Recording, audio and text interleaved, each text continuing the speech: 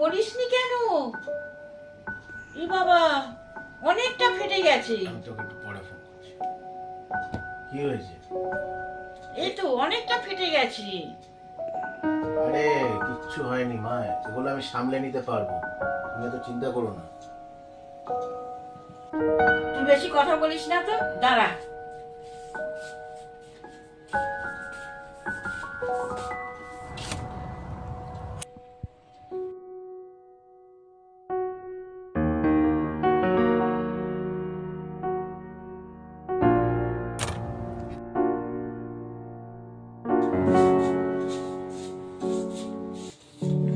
দেখি, অনেকটা ফেটে গেছে।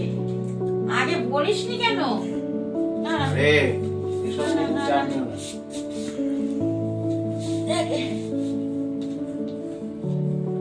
দেখে হাত দে, হাত দে।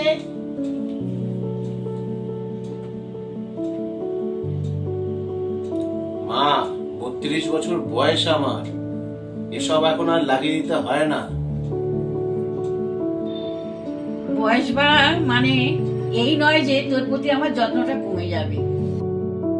তোর বাবা নেই, তোর ওপর যে আমার ভয়টা দুগুণ বেড়েছে, সেটা বুঝিস? মা, তুমি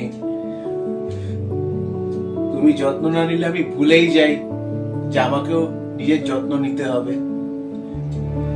তুমি যত্ন নাও বলেই আমি বুঝতে পারি যে আমাকেও যত্ন নিতে হবে, নিজের যত্ন, নিজের সময়, যেমন বাবা আমাকে আগলে রাখতো।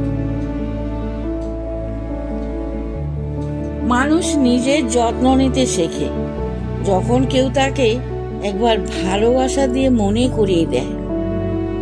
তোর ছোটবেলায় তুই পড়লে তোর বাবা আমায় বলতো, ওকে আগলে রাখো মঞ্জু, ও নিজের কথা ভাবে না, আজ পা কাটছে, কাল মাথায় চোট লাগছে।